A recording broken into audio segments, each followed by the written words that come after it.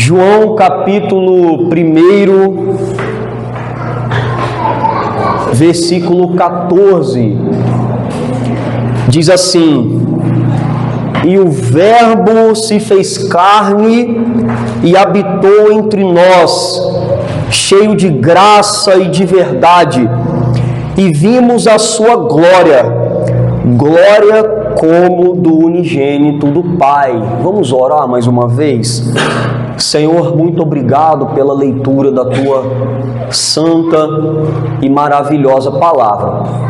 Que neste momento nós possamos, ó Pai, pela Tua graça, prestarmos a atenção na pregação da palavra de Deus e que o Senhor, Pai, possa nos abençoar grandemente neste momento. Derrame graça sobre nós, nos abençoe, nos ajude, ó Pai, a entendermos o texto, a guardarmos a Tua palavra no nosso coração e que possamos também praticá-la em nossa vida. Em nome de Cristo, Pai, que pelo Teu Espírito, Senhor, possa operar poderosamente em cada coração, em nome do nosso Senhor Jesus Cristo. Amém.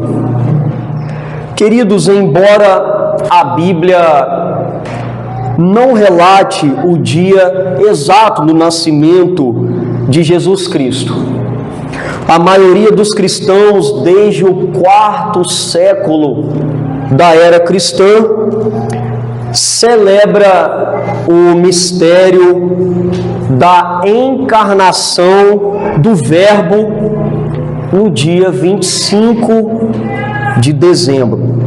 Mas por causa do processo daquilo que conhecemos como secularização, um afastamento da palavra do Senhor e mundanização, quando aquilo que há de impiedoso entra na igreja, o mundo, principalmente no Ocidente, e infelizmente muitos crentes celebram tudo no Natal, menos o nascimento de Jesus. Não que a tradição e diversas maneiras de celebrar o Natal sejam todas pecaminosas, porém, o que mais vemos é o mundo se aproveitando de uma data especial para alimentar os seus próprios pecados, na frustrante expectativa de terem suas almas saciadas por pessoas, eventos, objetos que não podem lhe saciar. E pior, muitos crentes comprometem as suas finanças para comprarem o que lhes são supérfluos, dão mais importância às celebrações com os ímpios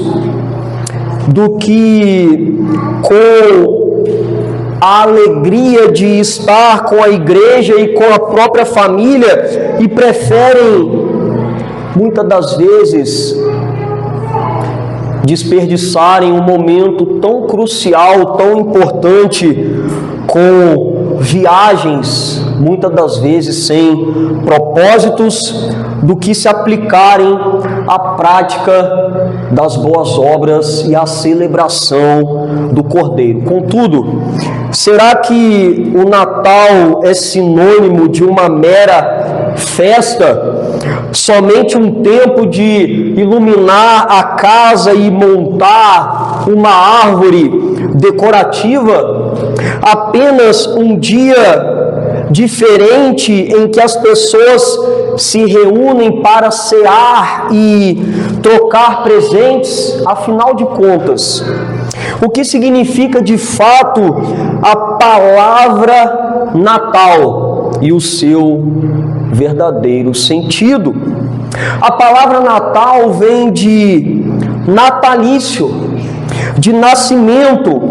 O Natal nada mais é que a celebração do nascimento de alguém muito importante, que marcou de uma vez por todas a história da humanidade. E no caso dos cristãos, dos crentes, nesse dia é celebrado a encarnação do Verbo, da palavra de Jesus, o Cristo, o Filho de Deus, o Rei, o Senhor e Salvador do mundo.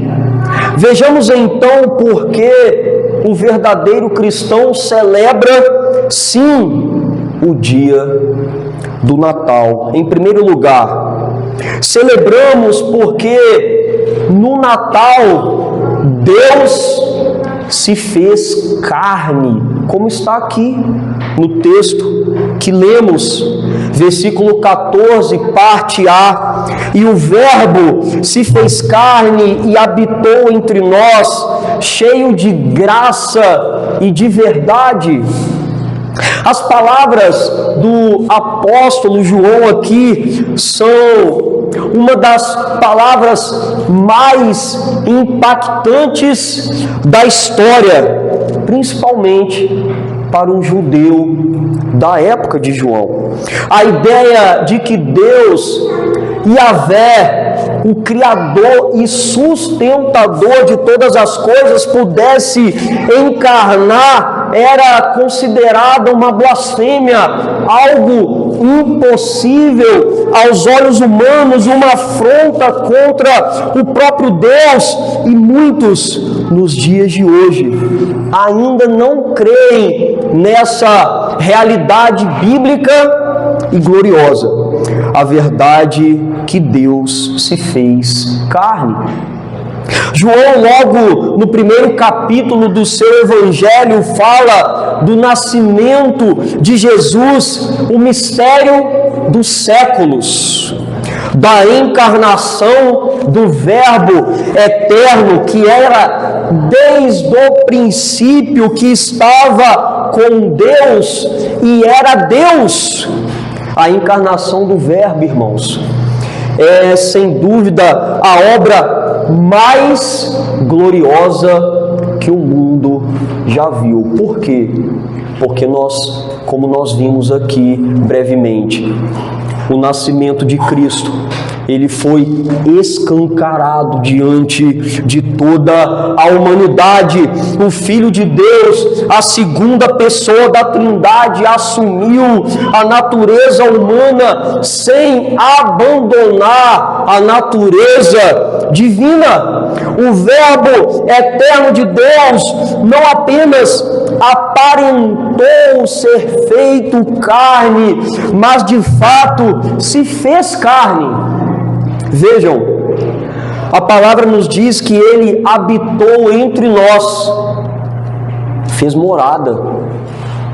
A palavra grega usada por João foi esquenossen, que significa residir, fixar, uma tenda, ou seja, Cristo, ele acampou, ele morou temporariamente em nosso meio. O Verbo se fez carne.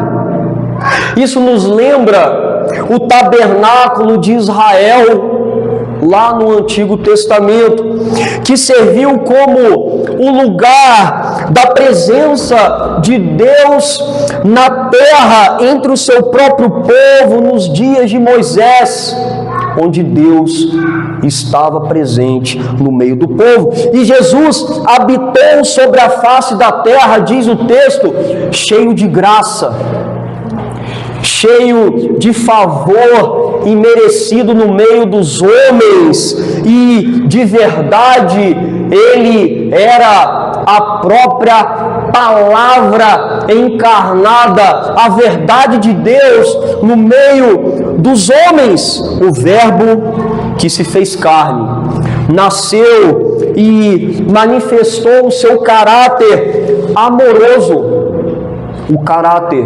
amoroso e fiel de Deus como realizador, como protetor de uma aliança, a aliança da graça que o próprio Deus fez com o seu povo, logo no primeiro Natal.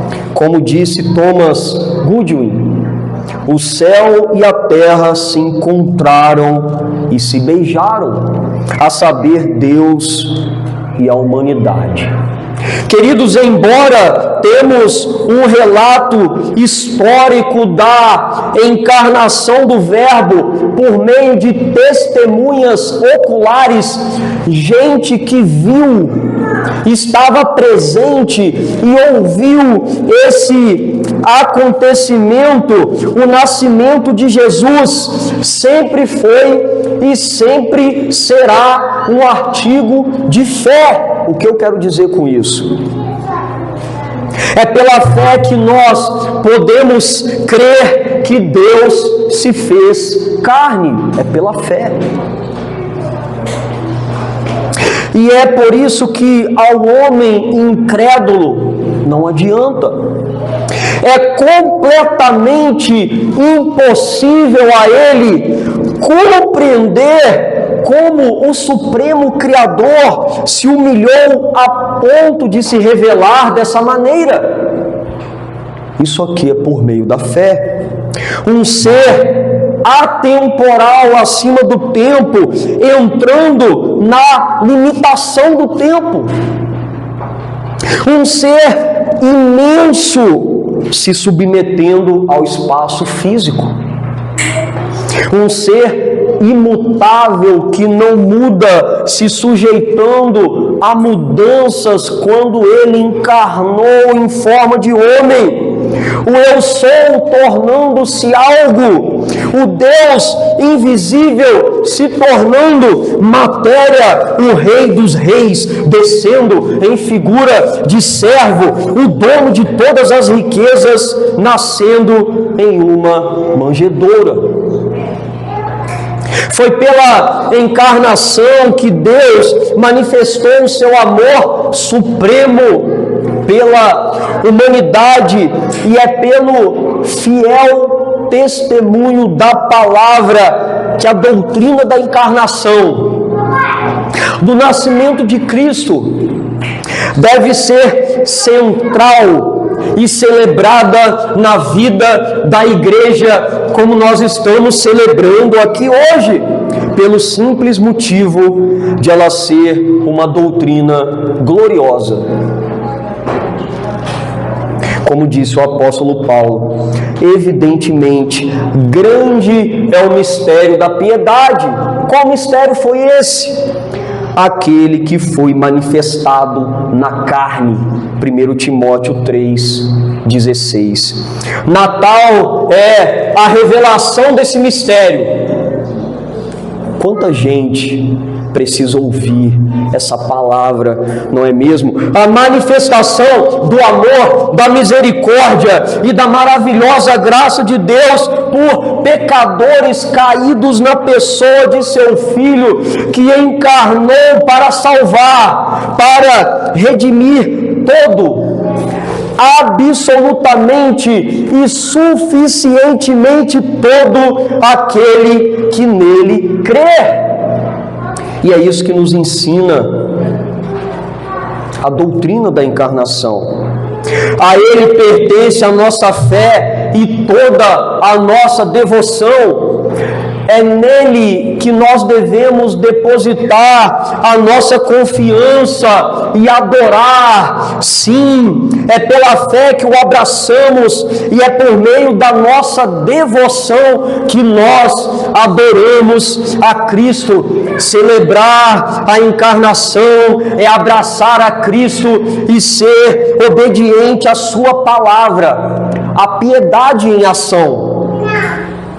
Piedade na prática, viver de maneira piedosa. E a devoção consciente, quando nós adoramos, irmãos, realmente sabendo a quem estamos adorando e o porquê estamos adorando com a nossa vida em Cristo. Isso é Natal, a celebração do Natal, a doutrina da encarnação do Verbo, e é por essa revelação graciosa que os crentes devem celebrar o nascimento de Cristo. Em segundo e último lugar, o verdadeiro cristão celebra o Natal porque Deus, no Natal, já começou a assumir o nosso lugar, como está aí no versículo 14, na parte B. E vimos a sua glória, glória como do unigênito do Pai. João conclui o versículo 14 dizendo que o nascimento do Rei, no nascimento de Jesus, na encarnação do Verbo, os homens viram a sua glória. A palavra grega aqui para a glória do Filho é doxa, ou aqui propriamente dito nesse texto, doxan, o mesmo termo hebraico que encontramos lá no Antigo Testamento para a glória, que é kavod, que quer dizer honra, peso, foi utilizado para descrever a glória do Pai pelo profeta Isaías, lá em Isaías 6:3. E aqui, no Novo Testamento, foi descrito para mostrar a glória do menino. No menino se encontrava a glória, o esplendor, a maravilha, a honra e o valor de Deus naquela criança. Ele continua dizendo que os homens viram a glória como do unigênito do Pai, e eu lhes pergunto, que glória é essa? A glória do único gerado, daquele que não foi criado, mas gerado do Pai na eternidade, demonstrando a deidade e dignidade suprema do Verbo. Não era uma criança qualquer, não era apenas um homem como alguns creem, muito menos um Deus menor. A glória do menino não é descrita com um mero rei de Israel que viria se tornar o filho adotivo de Deus, não foi por seu nascimento sobrenatural e por ele não ter pecado, não, e não foi por sua morte na cruz e ressurreição dos mortos, não. Todavia, a glória dele estava presente desde a eternidade. Como disse Herman Bavinck, ele é exaltado acima dos anjos e dos profetas. Ele tem uma relação especial com Deus. Ele é o Filho amado em que o Pai se compraz.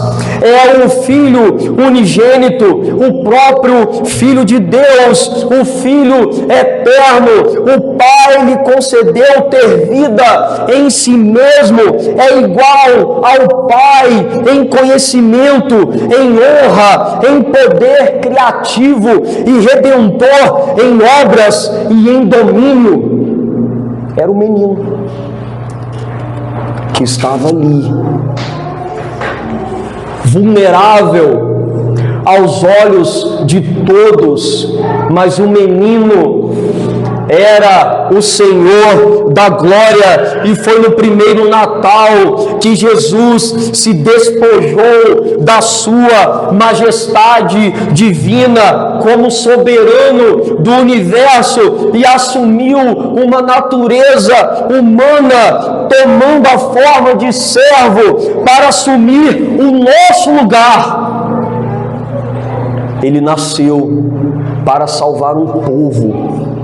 o povo de Deus dos seus pecados. Segundo Atanásio de Alexandria, o Filho de Deus tornou-se homem para que os homens pudessem se tornar filhos de Deus pela fé.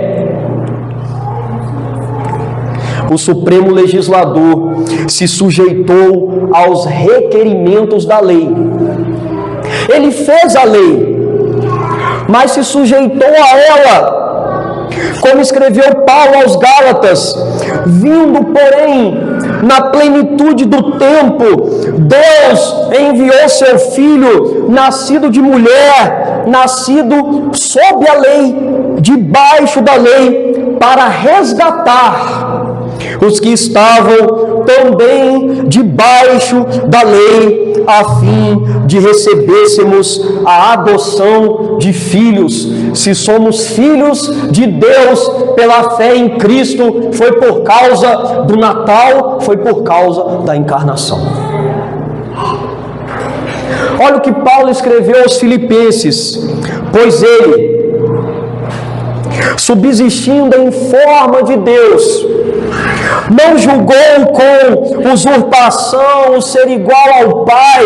Ele não levou isso em consideração, antes a si mesmo se esvaziou, assumindo a forma de servo, tornando-se em semelhança de homens e reconhecido em figura humana, a si mesmo se humilhou, tornando-se obediente até a morte e morte de cruz. Filipenses 2, do 6 ao 8. No Natal, na encarnação, o Filho de Deus se fez membro real da raça humana, ao nascer da Virgem Maria. E este maravilhoso nascimento se deu por uma obra sobrenatural do Espírito Santo, que ao mesmo tempo preservou a natureza humana de Cristo da contaminação do pecado na sua própria concepção, como está escrito em Lucas 1,35. Respondeu-lhe o anjo: descerá sobre ti o Espírito Santo, e o poder do Altíssimo te envolverá com a sua sombra. Por isso, também o ente santo que há de nascer será chamado Filho de Deus. Olha que coisa gloriosa, irmãos, que aconteceu um pouco antes do nascimento de Cristo. Natal é nascer. Vocês podem responder isso: o que é Natal? É nascer. Nascer é encarnar. E encarnar significa tabernacular. O Verbo estava disposto a este domínio de miséria para tabernacular em nosso meio, para estabelecer uma tenda por um tempo entre os pecadores. Para quê? Para, assumindo o lugar desses pecadores, salvá-los dos seus pecados e da morte eterna. Então Natal é Evangelho, é Cristo, irmãos. O teólogo Werner de Boer comentou que a nossa redenção não está fundamentada apenas no episódio da cruz, mas já nesse imenso passo do Logos, que é a palavra, para dentro da carne, que é o seu nascimento. Ele nos fez pressentir que esse fazer-se carne do Verbo é o começo fundamental da cruz. Só existe cruz, sacrifício, expiação e redenção, porque o Verbo se fez carne. Jesus sofreu para suportar o pecado e a perdição das pessoas. E é por isso que João Batista vê muito antes da cruz. E logo no primeiro encontro Jesus como o Cordeiro de Deus que tira o pecado do mundo, como está lá em João 1:29. O Filho de Deus nasceu entre nós para sentir as nossas dores. Muitas das vezes nós achamos que sofremos. O Senhor Jesus, Ele sentiu as nossas e uma dor infinitamente maior que a nossa. Dores e tentações com o intuito de nos salvar, como profetizou Isaías 53, 4, 5. Certamente Ele tomou sobre si as nossas enfermidades e as nossas dores Ele levou sobre si, e nós o reputávamos por aflito, ferido de Deus e oprimido, mas Ele foi traspassado pelas nossas transgressões e moídos pelas nossas iniquidades. O castigo que nos traz a paz estava sobre Ele, e pelas suas pisaduras fomos sarados. Jesus encarnou com o fim de levar os nossos pecados, assumindo a nossa culpa, como diz o texto. Todos nós andávamos desgarrados como ovelhas, cada um se desviava pelo caminho, mas o Senhor fez cair sobre Ele a iniquidade de todos nós. Ele foi oprimido e humilhado, mas não abriu a boca, como o cordeiro foi levado ao matadouro. Ele não... E como ovelha muda perante os seus tosqueadores, Ele não abriu a boca. Por juízo opressor foi arrebatado, e de sua linhagem quem dela cogitou. Porquanto foi cortado da terra dos viventes, por causa da transgressão do meu povo, foi Ele ferido.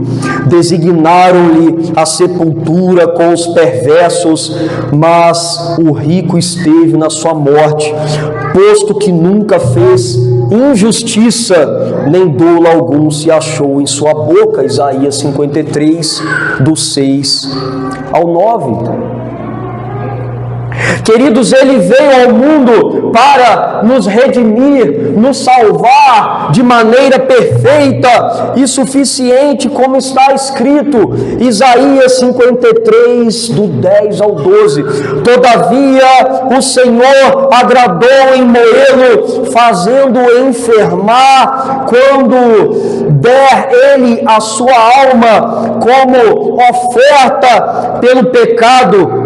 Verá a sua posteridade e prolongará os seus dias, e a vontade do Senhor prosperará nas suas mãos.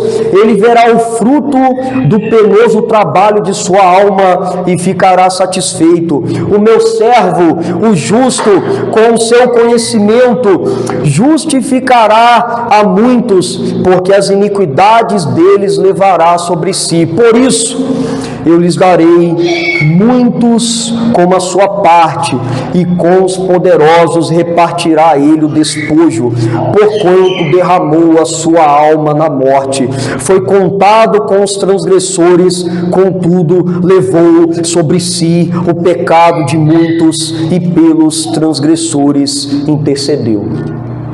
Natal. Agostinho de Hipona registrou o seguinte poema: no Natal, o Criador do homem se fez homem,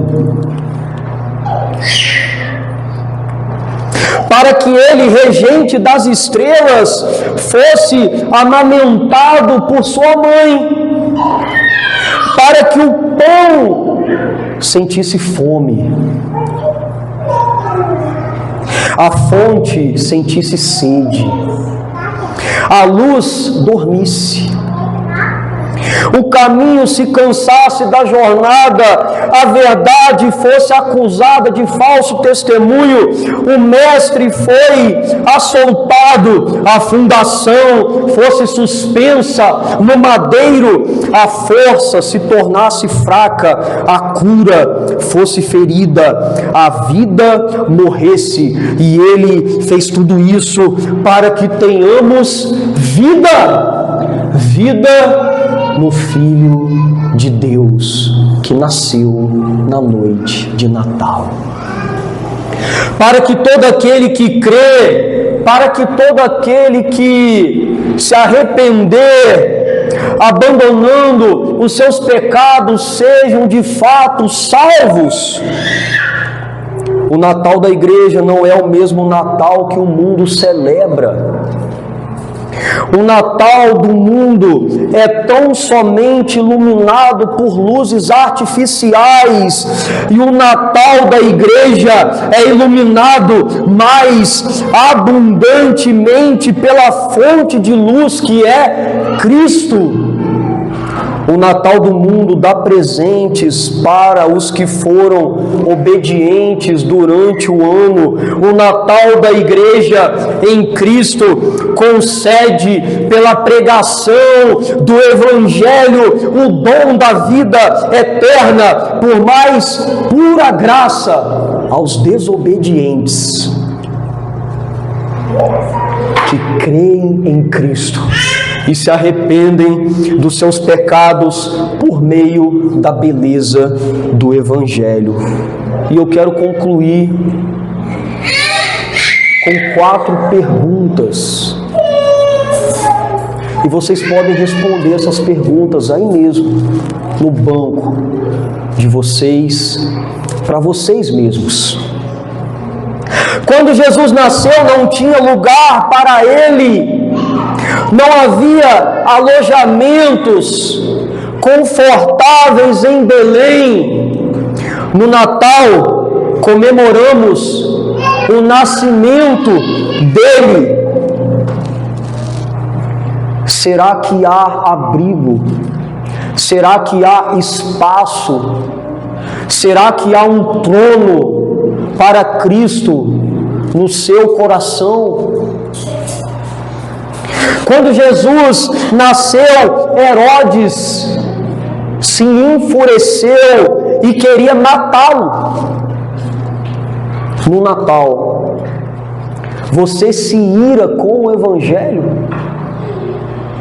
com o avanço do reino, com a vida e a celebração da igreja, ou você o adora com toda a sua alma, a sua afeição e o seu zelo na noite de Natal?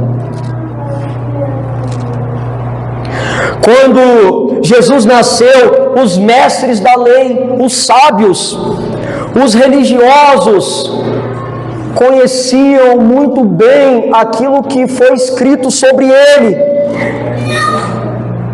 sobre a vinda dele, mas não queriam um compromisso diário de renúncia e obediência a ele.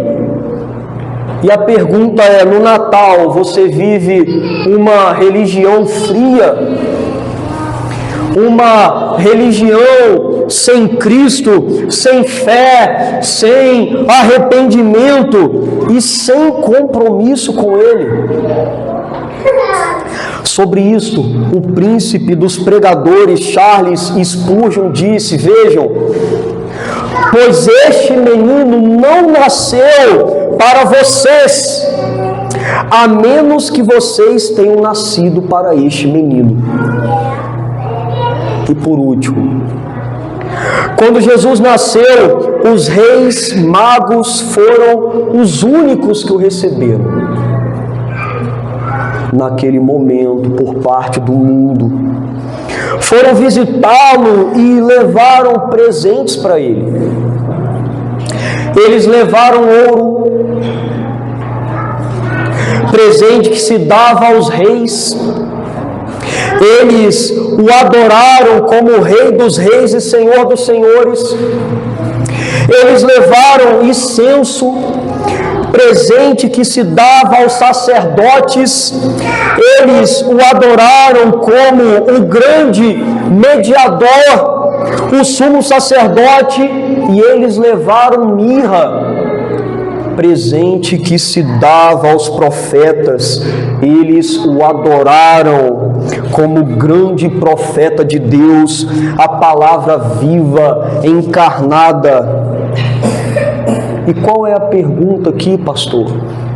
No Natal, qual será o seu sentimento e a sua atitude em relação a Cristo?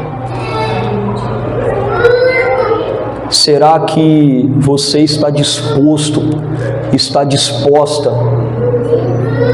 a celebrar e adorá-lo com toda a alma, em gratidão a Deus pela encarnação do Verbo que morreu naquela cruz maldita para que fôssemos salvos? São perguntas que cada um diante de Deus deve se perguntar e refletir nesta noite em que celebramos o Natal. Vamos ficar de pé, eu quero orar pela sua vida.